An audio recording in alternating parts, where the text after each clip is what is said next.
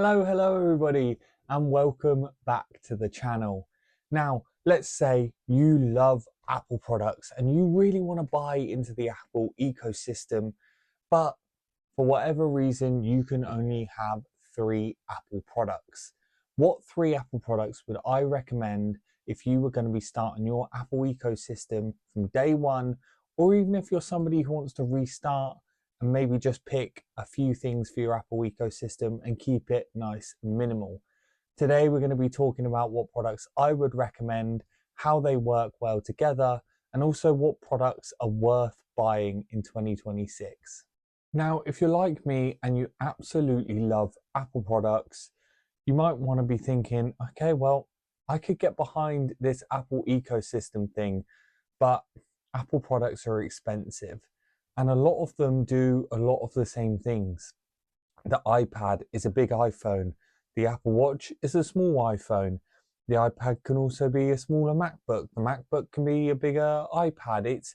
They all overlap and interlink, and it can be confusing when you're starting from scratch, and it can be confusing if you're someone who maybe has just a mobile phone, but now you're really getting into tech and you're really getting into Apple and you want to build an ecosystem of your own. So what would I recommend to start with? So if I could only choose 3 things from my current Apple ecosystem, the 3 things I would definitely pick are, first of all, my iPhone 16 Pro Max. Obviously, everybody needs a phone. It is your main form of communication.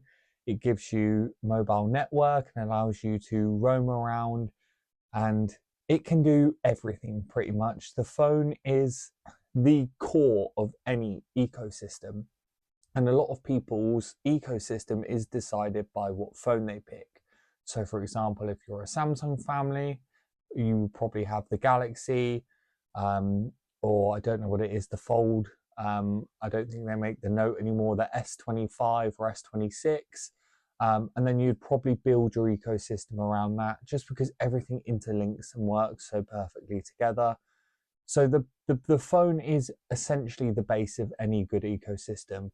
So hands down, the iPhone 16 Pro Max is the core of my ecosystem, and I use it every single day. I use it for filming videos, taking pictures, watching content, sending texts, emails, absorbing the news, using AI. I use it for absolutely everything. So hands down, the core of any good ecosystem is the phone. And if you are looking to build out your first Apple ecosystem, going for one of the Pro model phones is the sort of building blocks for your ecosystem. A lot of people will go for a base version now, and that is perfectly fine too. The base version iPhone 17 is fantastic, but for me personally, I've always been a Pro user, and the 16 Pro Max is my go-to. So you've got your mobile phone, you've got your base of your ecosystem started. Then what? Then where do you go? And in my opinion, you always go for a laptop next. The MacBook Air is fantastic. In my opinion, it is the best value for money Apple product that you can buy. Coming in at under £1,000 for the base model in either an M4 or an M5, it is the core of any good ecosystem. The phone and the laptop, the two just go together perfectly. And the way that the ecosystem intertwines for Apple is so good. Things like being able to resume from certain apps that you have open on your phone, being able to copy things to your clipboard on your phone and continue on your computer. It is just peak tech user paradise. And for me, I absolutely love using the two in combination. So I would definitely recommend, if you were looking to start and build a base ecosystem, going for the laptop next over the iPad. In my opinion, it just gives you more functionality. You've got that slightly bigger screen for when you need it, for when you're working at a desk. But if you do go for a MacBook Air, personally, I would recommend the 13-inch version. I know everybody has their own preference around what version it is that they like, but the 13-inch version is more than enough screen real estate. and it's more than portable enough to be able to carry around with you and chuck in a backpack if you need to as well. So obviously it will depend on your use case, but for me personally, I would go for the phone first, and then secondary would be my MacBook Air M4. And finally, you need something to tie the whole ecosystem together, and this is it for me.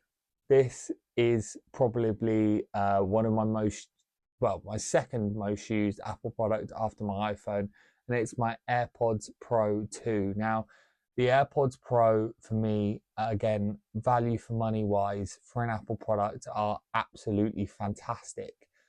There are so many Apple products that are out there in market which have a super high price tag and are very difficult to justify. AirPods Pro are pretty reasonable as far as noise cancelling headphones go, and they are so easy to justify. They go across your entire Apple ecosystem. The bass is fantastic. The sound quality is brilliant. The noise cancelling, considering that their earbuds, is fantastic. And there's also so many options for tips that you can buy, ear tips that is, on Amazon, foam ones to increase the active noise cancellation and make it more comfortable. You can get all sorts of accessories and things for your AirPods to make them sort of match your style, things like new cases, and other bits that make them fit in your ears a bit nicer, because that is something that people have with these AirPods, is that they don't always fit in everyone's ear perfectly. I use the medium tips, they fit my ears brilliantly, but you really need that sort of product to tie all of these together, and the AirPods are perfect for that. When you're watching content on the go, when you just need to be removed a bit from what's going on around you, I would highly recommend AirPods Pro to anyone, even if you're not an Apple user. I genuinely think they're the best product that you can buy in terms of an earbud with ANC on the market, just as an all-round product. I know that there are, the Sonys, which will probably have slightly better noise cancellation, or the Bowers and Wilkins, I think they're called, that have maybe slightly better sound quality. But as all-rounders, the AirPods Pro are fantastic and a really, really good value for money product. So why then did I not pick, for example, the iPad? In my opinion, the iPad is a slightly bigger phone and a slightly smaller computer. Now, I've got a video coming up on the iPad and how you can use it in tandem with your MacBook to have a really good productivity. But in my opinion, there is a lot of overlap with the iPad. It overlaps with the iPhone a lot, just in terms of the sizing. It's sitting in the middle of the laptop, and the phone means that you kind of get this sort of happy medium if you want it, but also the phone's slightly better in some situations, and then in other situations you just take the laptop. So as much as I love my iPad, if I had to pick three things, I don't think it would make the cut. I definitely use it less than I use my MacBook. And I'm not necessarily a super power user. I just find that the MacBook just performs so much better, is more comfortable to type on, write on. Your phone's better to type on when you're using it touchscreen. And then even if you've got the Apple case, the MacBook keyboard is just far superior in my opinion. So definitely probably wouldn't pick the iPad, although I do think the iPad is a fantastic product. So why didn't I pick the Apple Watch then? How come the Apple Watch doesn't make the cut and the AirPods do? Now, I think a good pair of headphones is so important. And as much as I think the Apple Watch is a really fantastic device, a lot of the stuff that you can do on the Apple Watch can be done on the phone. So again, it's one of those situations where there's just too much overlap. Anything that you would want to do on the Apple Watch, you can do on your phone as well. And unless you're someone who's trying to specifically distance yourself from using your phone, you probably would reach for your phone over using your Apple Watch in most situations, although I would highly recommend trying to use your Apple Watch more if you do have one.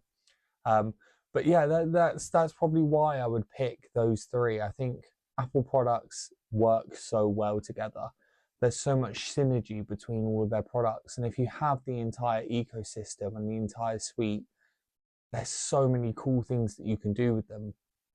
But do you need to own the entire suite? Do you need to have every Apple product that they make? I don't think you do. You just need the core, the base products that work really well for you. And I think that's going to be different for everyone. But in my opinion, the phone, the AirPods, and the MacBook are key and essential to any core Apple ecosystem and Apple user.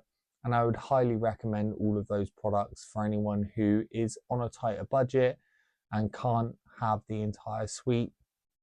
Pick the things that work for you, but also listen to the recommendations of the people that use them, because although I have, an iPad, an iPhone, a watch, and a computer, generally I find myself swaying towards using the iPhone for more handheld tasks and then the MacBook for more desk-led tasks anyway.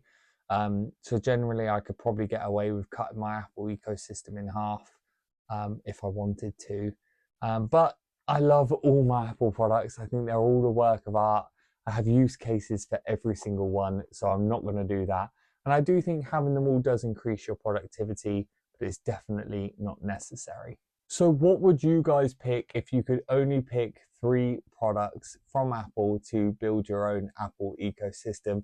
Let me know down below in the comments. Let me know what you guys use your Apple ecosystem for. What do you use your iPad for if you've got one? MacBook, how do you use that if you've got one?